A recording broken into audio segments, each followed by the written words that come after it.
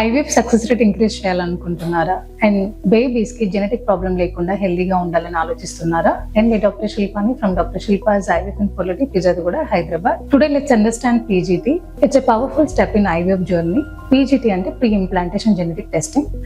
ఇక్కడ మనం ఐవీఎఫ్ లో ఎంబ్రియోస్ ఫామ్ చేశాక యూట్రస్ లో ట్రాన్స్ఫర్ చేయడానికన్నా ముందు బ్లాస్టోసిస్ స్టేజ్ అంటే డే 5 ఎంబ్రియో అవుటర్ లేయర్ నుంచి కొన్ని సెల్స్ తీసుకొని జెనెటిక్ టెస్టింగ్ కి పంపిస్తాము. ఇక్కడ మనకి రిపోర్ట్ లో ఎంబ్రియో జెనెటిక్ గా నార్మల్ గా ఉందా అబ్నార్మల్ గా ఉందా అనేది తెలుస్తుంది. జెనెటికల్లీ నార్మల్ ఉన్న ఎంబ్రియోస్ ని ట్రాన్స్ఫర్ చేయడం ద్వారా ఐవీఎఫ్ లో సక్సెస్ రేట్ ఇంక్రీజ్ చేయొచ్చు అండ్ మిస్క్యారేజ్ రేట్ ని మనం డిక్రీజ్ చేయొచ్చు.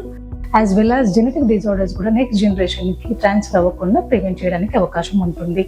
అండ్ పీజీటీ టెస్ట్ లో మనకు 3 టైప్స్ ఉంటాయి. పీజీటీఏ అంటే క్రోమోజోమల్ నెంబర్స్ లోని అబ్నార్మాలిటీస్ ని డిటెక్ట్ చేస్తుంది. పీజీటీఎం లో single gene disorders like thalassaemia and cystic fibrosis conditions ని డయాగ్నోస్ చేస్తాము.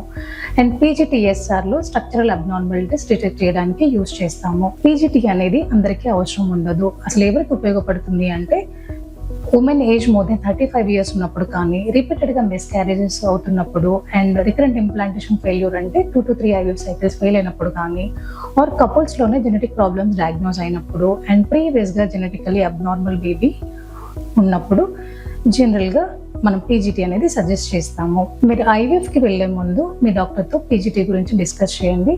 Thank you.